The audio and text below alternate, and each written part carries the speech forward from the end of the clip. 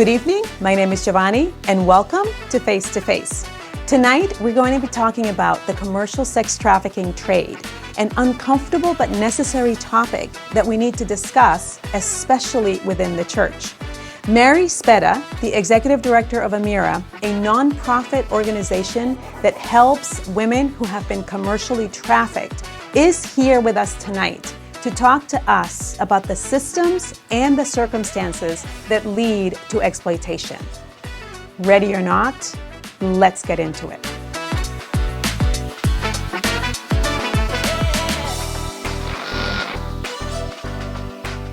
Mary, so thank you so much for being on the program. I'm excited about our conversation. This is a really heavy topic. We're going to be talking about commercial sex trafficking. But one of the things that I wanted to ask you just to begin our conversation is tell us about Amirah and what Amirah does. Well, thank you so much for having me, and thank you for having this important conversation. I really appreciate it. Amirah, we are a nonprofit based on the North Shore of Boston. We exist to provide exit and aftercare services specifically to women leaving the sex trade. Mm-hmm. Most of the folks that we serve have experienced sex trafficking, commercial sexual exploitation in some form, but we really believe that the entire sex trade is a form of violence, and specifically a form of often gender-based violence. Mm-hmm. And so we serve anybody that has experienced anything in the commercial sex trade because everyone needs services, everyone needs hope and a way out when they're looking for that. Yeah. Now, I remember way back when Amirah was just getting started. So you guys have been around for about 13-ish years or so. So tell me how your work, the work of Amirah, has changed from when it started, because I do remember you guys had a house, and at the time I knew the executive director, and there were plans to have several houses where you could sort of help the women who were leaving the commercial sex trafficking and sort of providing the services that they needed to get them back on their feet, providing kind of this whole care approach. And so how has the work changed over the past, decade or so? Sure, yeah. And there was actually a time when Amirah had something even before that, before the home. So Amirah was founded by a group of folks that were all from different churches. We're in a book club together, and read a book that really opened their eyes to the realities of exploitation, trafficking, et cetera, in our area. And they decided to form what we now know is Amirah. And it originally was, it was a lot of outreach. It was a lot of learning and educating, and also educating the community on just, hey, this is happening here. Yeah. That was back, 15 years ago when sex trafficking was not a hot topic. Yeah. Most people would think sex trafficking and think like Thailand or Cambodia, if anything at all. And out of that formation came this vision to have group homes, safe homes, where people, after they were leaving their traffickers, could come heal for a period of time and then find some form of independence and move forward. So Amirah did that for a few years. Mm-hmm. And when I joined the agency in 2018, we went through a couple of years of then thinking through what is it that this population really needs? Yeah. What is missing in services and human services? What is our niche area that we can bring? And we launched a drop-in center in Lynn, and through that, we've been able to connect directly with people who are either actively being exploited in the sex trade, or they're out of survival, whatever that might be.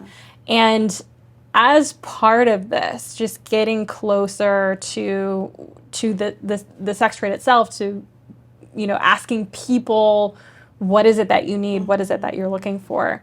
We decided to take our housing program in a completely different direction in order to meet this huge need. Yeah. And that was for independent housing. Okay. What we learned, and what is true for so many of us who have experienced commercial sexual exploitation and then tried to find independence, was there are a lot of resources and services to sort of help you out very short term. Yeah. And then after that, not much.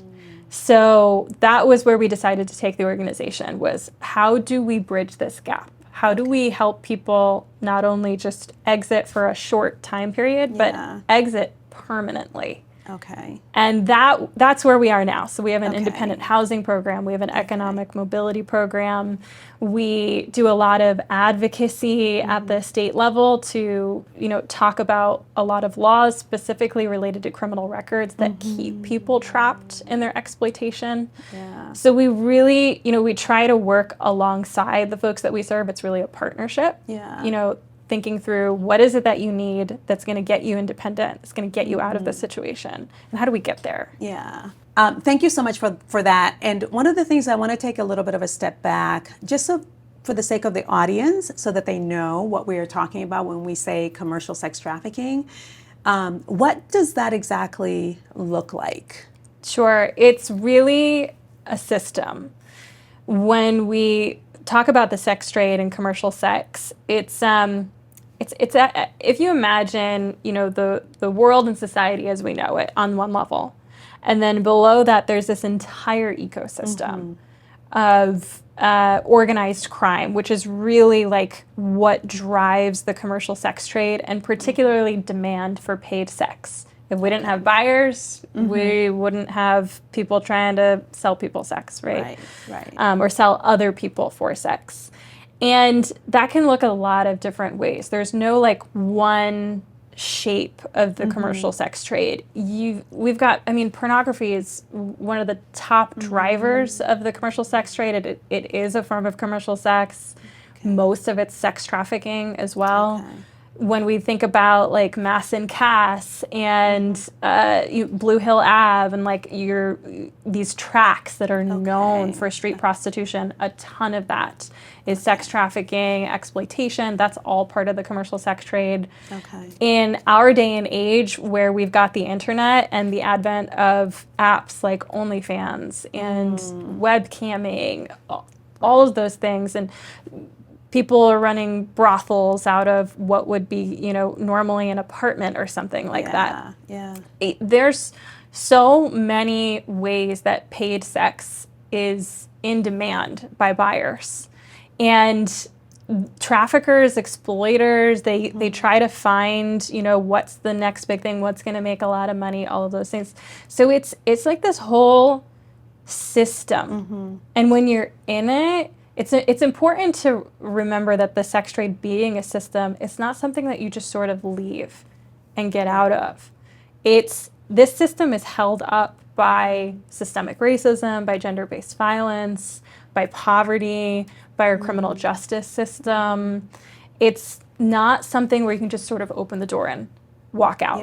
This is something that it has its tentacles around you. Yeah.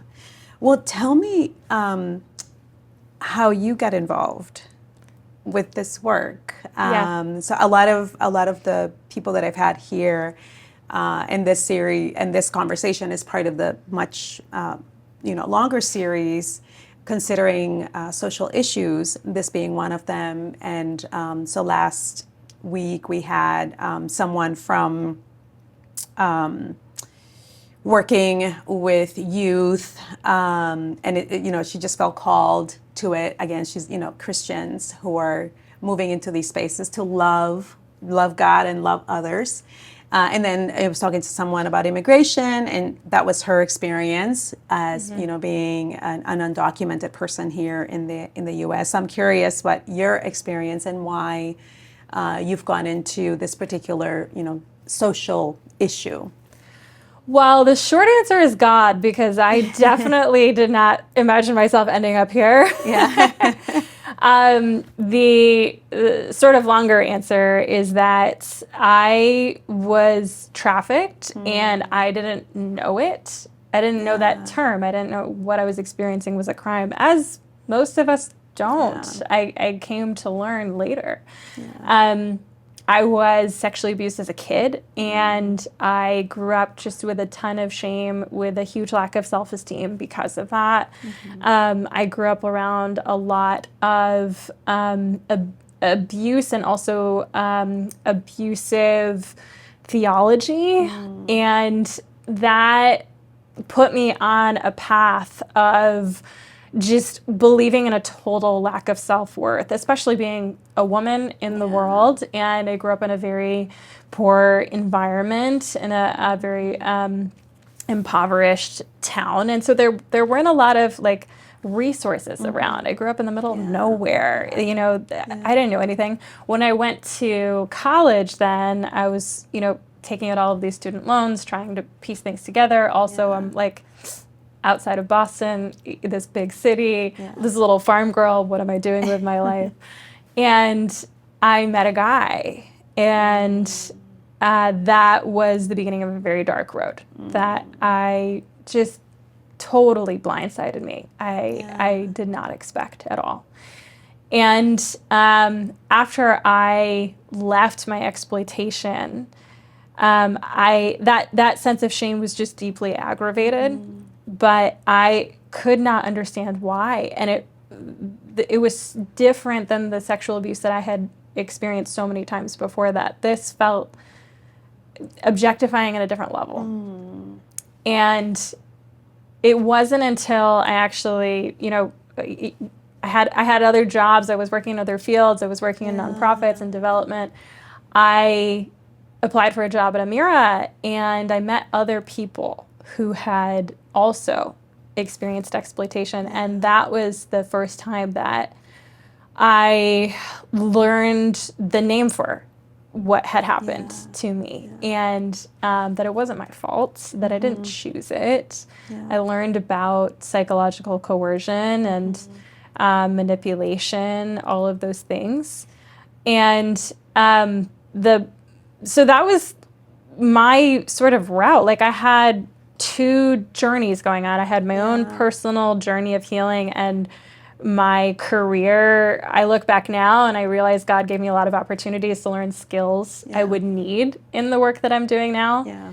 But I mean, when I applied for the role, like it was out of left field. It was very much like, okay, this is not what I expected. But it really was God working all things together for good. Yeah, and it is really amazing, and that's some of the incredible takeaways that I've taken from people who have sat, you know, right where you are, is just how God unexpectedly just orchestrates some things in our lives for our good, you know, and things that we don't necessarily at first glance think that it's going to have the kind of impact that it then does in our lives.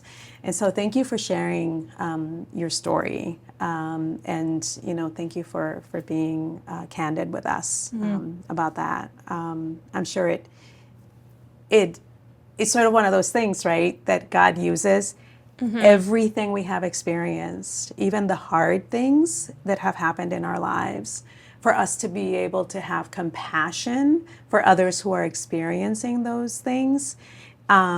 And to help heal others, because I'm sure everything that you've gone through gives you a different lens through which to see others who are going through the same thing, and a level of compassion that perhaps someone like me who has not experienced that, or someone else who hasn't had that same experience, you know, have that outlook. So thank you for sharing that with us. I wanted to ask you, because you talked about the system of commercial sex trafficking, is there and you spoke about your own personal experience, and I'm wondering, you know, between your own experience and then the experiences of other, you know, women who have been trafficked, is there a kind of a common thread or something that you could help us understand about how they might end up being trafficked? Yeah, sure. So there's a couple of common threads. The first thread is what's the primary vulnerability? Everybody has one. And some are more vulnerable than others, especially when we think about like poverty and addiction. There's this, unbreakable link between the opioid crisis and addiction and sex trafficking, commercial sex. Okay. So that's something that exploiters look for, is they look for someone who's going to be easily manipulated, who maybe doesn't have a lot of resources, doesn't have any connections. Think about like kids in the foster system, especially teenagers. I was like first time away from home for a long period of time, not a lot of financial resources, going to an expensive school, trying to piece things together. And so that there's some sort of like logistical hook. Right. But the other layer to it is the lack of self-esteem. And I've commonly been asked a question that it is in and of itself questionable, but I've commonly been asked, "You're really smart. How did you get trafficked?" It has nothing to do with being smart. It has everything to do with your perception of yourself. And your own self-esteem, your view of your worth and your value in the world. Most of us, a lot of us that have experienced the commercial sex trade, we were abused way before we ever met our traffickers. In many ways, whether that be physical violence, sexual violence, neglect, losing our caretakers, whatever that might be. When you have an inherent disbelief in yourself, coupled with a very tangible need, that's just a recipe for what traffickers look for in order to be able to take advantage of you. Right. So essentially what you're saying is that women who have been trafficked can come from all sorts of backgrounds. They can, absolutely, and they have. Okay. Statistically, though, more come from impoverished backgrounds. Okay.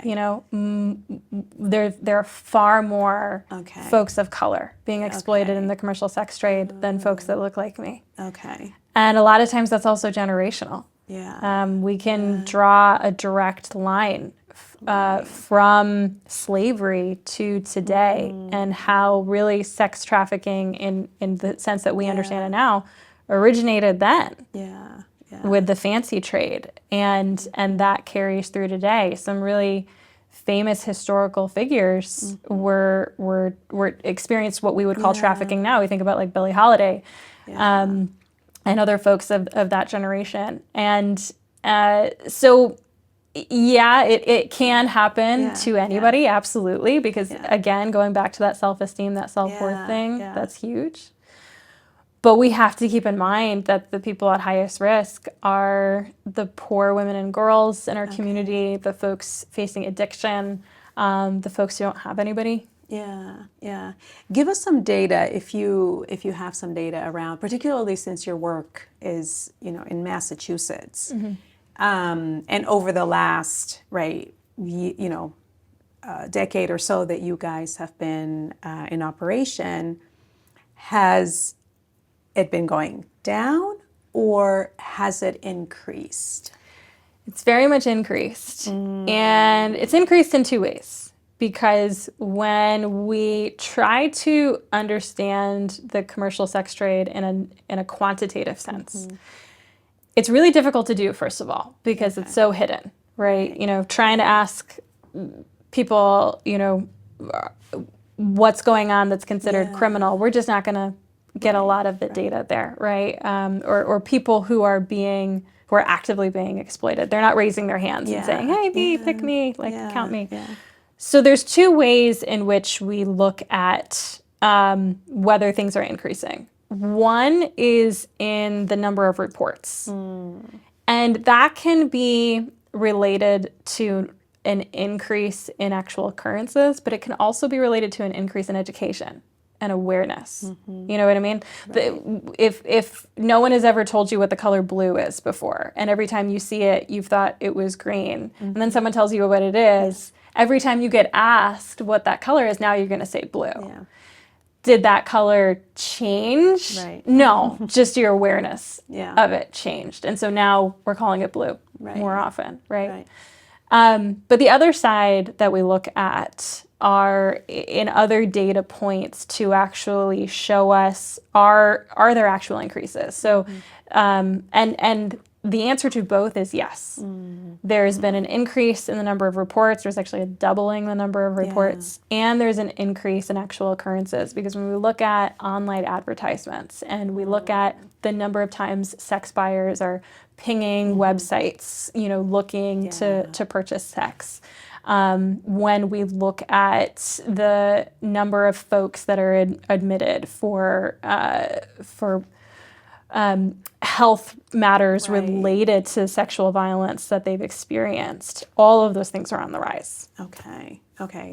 And I'm assuming that now doctors are trained to look for specific things, right? If somebody goes into the emergency room, let's say, that there's now more of an awareness at all of the different levels at which, the trafficked women might have contact, at any point. And so perhaps that too, greater awareness means that all of these other organizations where they might end up also recognize the signs, right? And I think, and I forget when this started being instituted, like, do you feel safe is one of the questions, right? The doctors now ask you even when you go just for, a physical, or do you feel safe in your home? And so even, something like that, I think is a certain victory for women in those fields who may feel like they're in danger. And so there's more awareness, as you say. Talk to me about your particular work. Now, Amirah was started by Christians, but the work that you do, the population that you help, isn't necessarily Christian, and so you're not an overtly Christian organization. But I guess my question to all of you: how do you bring that shalom to the women that you help? What are the kinds of things that you as an organization are doing for their wholeness and their healing? What does your work at Amirah look like specifically as you're working kind of on their self-esteem, on all of these points to help bring shalom into their lives? It's a great question. And I think top of mind for us always is that they get to be in the driver's seat. When you're exploited, trafficked, your agency, your ability to make decisions for yourself is taken away from you. Sometimes to, all of your decisions, and sometimes only some of them. But being allowed to be back in the driver's seat of your own life is huge. And it can be empowering, but it can also be really, really scary, which is where we come in, because even though you're in the driver's seat, you're not in the car alone. And there's a community here that is happy that you're here. Whoever you are, whoever you might be, we're just happy that you're here. And second is that we're going at her pace. As she's making decisions for herself, there's also a timetable to that. Not everybody is ready to, do steps A, B, C in the same timing or as quickly as somebody else. And their steps A, B, C also might look very different than someone else's. So one of the strengths of our organization is that nearly half of our staff are folks with lived experience in the sex trade. And we all have very different experiences. We have very different recoveries. And in that sense, we're able to come alongside the folks that we serve in a true partnership and really model this love and care and patience with yourself. Yeah. And in that sense, give permission, to go at your own pace. Yeah. And that's really, really huge. Just when you don't believe that you're worth it, having someone else believe it for you is crucial. What we're also thinking about is all of the logistics that come along with exit. So many women arrive to Amirah, especially folks coming into our housing program, with literally nothing but the clothes on their backs. And the stress that can come with the questions of where is my next meal coming from? How am I going to get enough money to buy a bed? How am I going to get a job if I don't have reliable transportation, or if I have a criminal record? Are they going to even hire me, or am I going to experience harassment when I get there because of my criminal record? We try to think through all of these things and make a game plan for them. We fully furnish all of the apartments when women come to us. Their beds are brand new. Nobody else has been in that bed. And, we really try to make them feel that they're worth all of these things, but also meeting these basic needs, because all the trauma healing in the world is wonderful, but it's not useful if we can't pay our bills and if we're not safely housed, because then we're just not safe at all. Right. And through that process, going at their pace, meeting their needs, building this plan together, we know that, we're committing to a long haul here. Yeah. This is not a 1 or a 2 year process for most people. This is 6, 7, 8, 9, 10 years. Wow. Okay. We might only be able to house you for the first couple of years because of our funding structure and stuff. Right. But we find ways to house you after that, and all of the other services remain. And it's about community. It's about creating as safe of a community as possible for that sense of belonging and that sense of purpose. That's really lovely. And I think I love the fact, too, that the work with the women that you're helping doesn't end after a couple of years, right? It's a long-term process. And I love that you said it, you're going at their pace in terms of their healing, right? And then building community, because I'm assuming, and I could be assuming wrong, that as they are healing, they are in a space with other women who have experienced the same thing. And so they're able to help one another. Yes, especially in our economic mobility program, which is a paid internship. We pay folks basically to come in and heal in a workplace environment. And that's really the time when we see them really leaning on each other in very beautiful ways, and in multi-generational ways, in very wholesome ways. And they encourage each other. They celebrate each other's wins. Mm-hmm. They also learn a lot in that process. When you're in the sex trade, you're often pitted against other women. Yeah. And so the idea of being friends with another woman and have her, actually have your back is like mind-blowing, wild. Just creating space for, not forcing that to happen, but opportunity. If it does happen, that's great. Yeah. And they get to, they're doing this alongside all the rest of us, and watching the rest of us as women and the couple of guys that are on our team being safe guys, and us as women, having each other's backs and doing community. And community is hard. Yeah. Community is so much harder than doing it alone. Yeah. Yeah. But we're not designed to be alone. Yeah.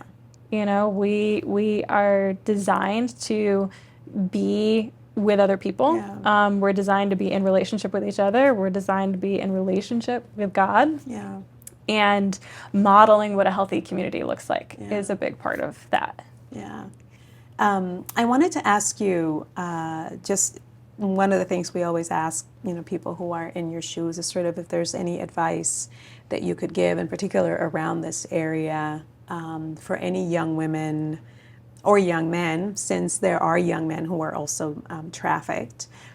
Anything that you can share or give advice or speak into for someone who's watching the program? Advice. It's not your fault.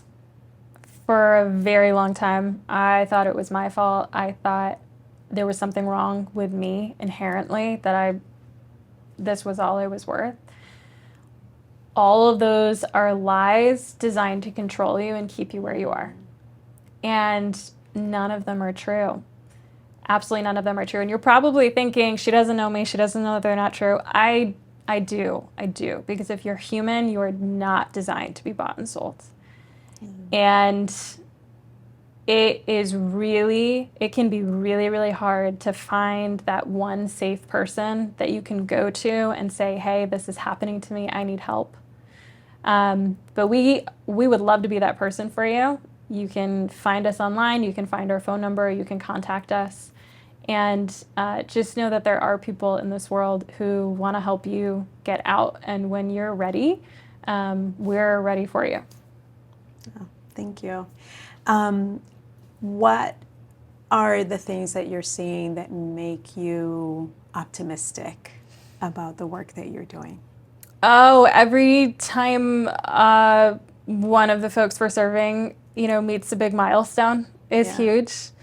Every time someone learns to ride a bike because they didn't get to do that as a kid, or they hit 14 months sober, or they get a job, or they graduate college, all of those things, any small step, big step, every step really is a big step, is so encouraging. And I think one of the beautiful things about Amirah is that even on our team, you can see people who exited the life years ago, and some who exited recently. And it really is about being inclusive, about growing our community by leaving room at the table for other people to join. We are not an exclusive group.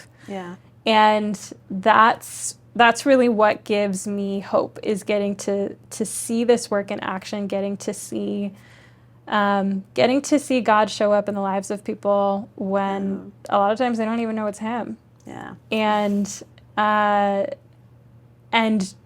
just watching people live this wild dream of freedom that they never thought was going to come true. What makes you less optimistic within the work that you're doing?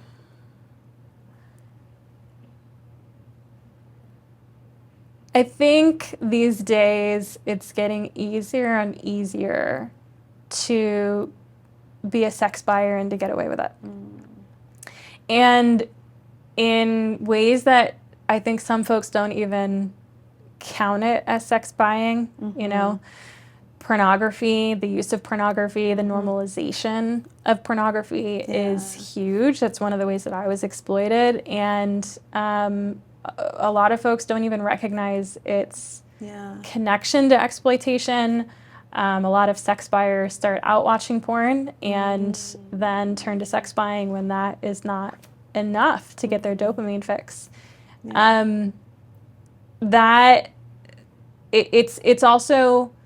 It's disappointing to see the rise of that in the church as well. And it's a tension that I hold as a person, serving at a faith-founded organization, doing this work to model the love of Christ, partnering with churches to do this work, but also knowing that if the church doesn't acknowledge this problem within its own doors, it perpetuates the very issue it's trying to solve. And I don't think that it's a conversation we're having enough, and I would like to see it happen more often.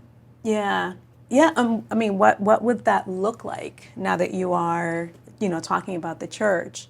because it's very pertinent to us who are both part of the church community and the much larger sort of the, Christ's church community.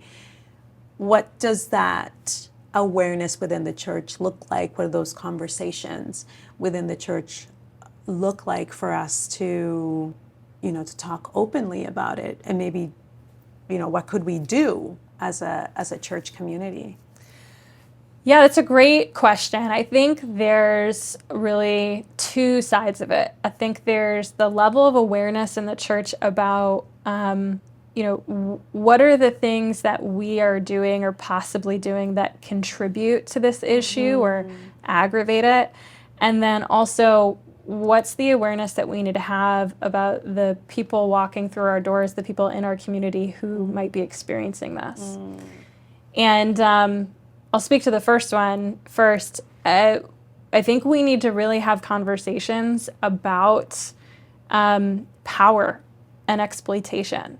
We need to have, I think, I'll just speak to the United States, our context. Yeah. I think that the church in the U.S.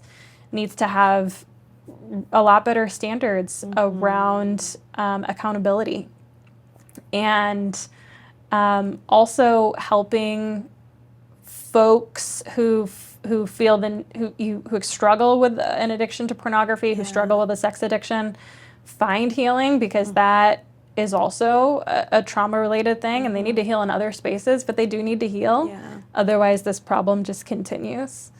I think that's one side of it. Yeah. I think the other side of it is just having an awareness that so many people first turn to the sex trade because they have no other economic means of survival. I've worked with so many women who actually attended church services, including myself, while they were being trafficked, have a relationship with God. I've worked with so many people who love Jesus, don't want to have anything to do with the church because they were never seen, and felt that the church really failed them in that way. Yeah. I think we spend more of our time trying to get people to, not have sex when they shouldn't, and not realizing that some people are being forced to do that, or to pay for diapers for their kids, or to make sure that their families, don't go unhoused. And that's, our job is not to judge them. That's a job left up to God.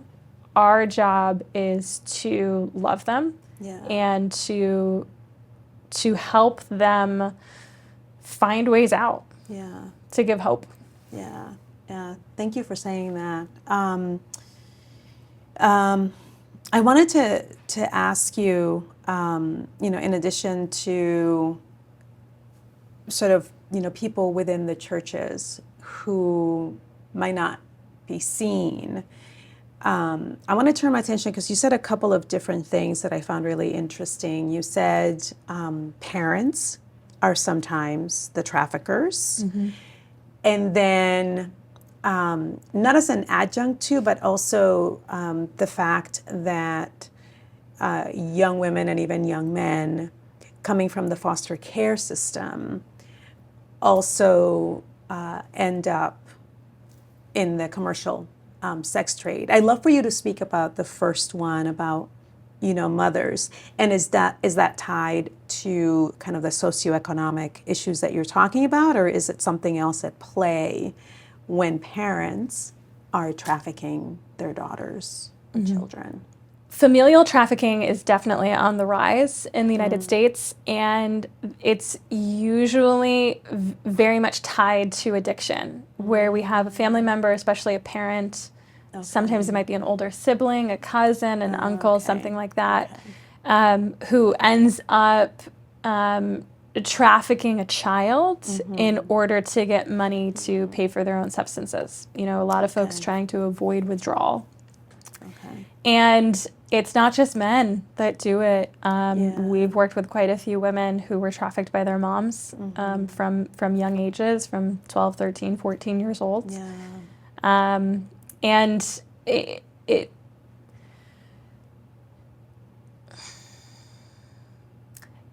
familial trafficking is not something we expect, but it's something we need to especially look for, because especially when it's happening to a kid, it's far less likely for them to understand that there's a problem here, right? That's mom telling me to do this. That's dad telling me to do this.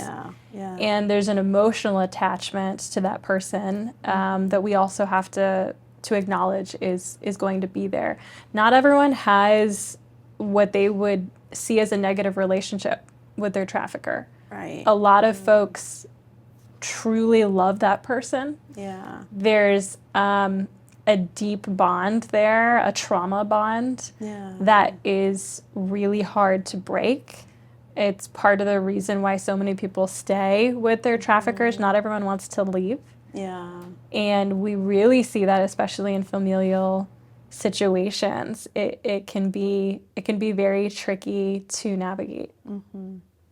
Now, in terms of the foster care system, because that's a very vulnerable population, and we know a lot of the outcomes for foster care kids. There's substance abuse. There's a high incidence of substance abuse within the population.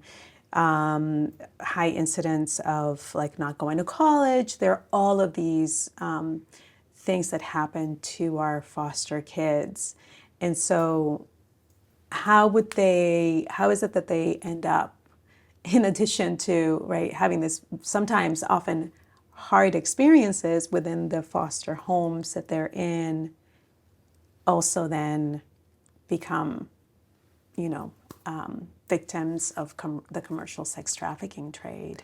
Yeah, kids who are in the system, kids who are in the system really are at high risk for being exploited because they don't have that one person that's just always looking out for them, right? When you grow up in a household with one parent or two parents or an adult caretaker, that's just like your person, right? And they're obsessive about like when you come home from school and like, did you do your homework? And are you waking up in the morning, right? If you're a kid and watching this, be grateful.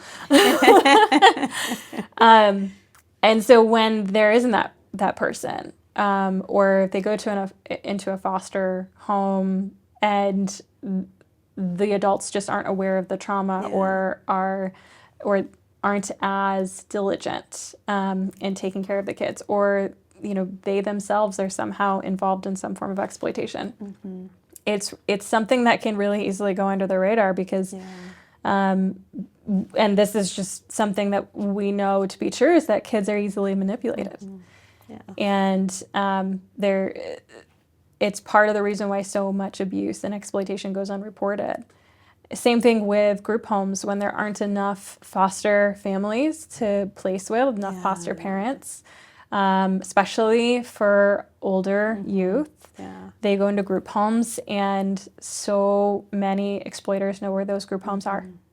And when you haven't had that person looking out for you, it's something that you're looking for in the world. It's something that you want. And then here comes this guy, or sometimes it's an older woman who promises to be that person for you. And it looks like sunshine and roses. But they end up demanding something from you. And that's how you learn that love works. Love is, I have to give something to get something. Mary, any last words, any last thoughts as we're closing out our time together? It's not hopeless. It's not hopeless. I've seen so many people make it out to exit the system. I have seen lives changed. I have seen God change other people's lives, change my life.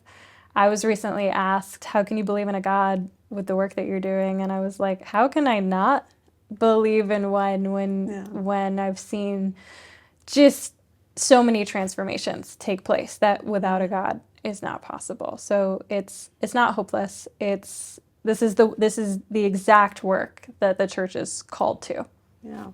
Yeah. Thank you for that, and thank you for making that point. Thank you, everyone, for watching. We have learned so much about the commercial sex trafficking trade, and I hope that as you are watching the series, I hope that as you are praying about where God wants you to love others, that maybe this is the place that God is calling you to, or maybe immigration, or maybe some of the other things that we've talked about in the series. The idea is that even if we can't help everyone, we can always help someone. And to always be looking through the eyes of Jesus and that command that he left for us, to love God first and then to love others as we love him. Thank you so much for tuning in. I will see you next time.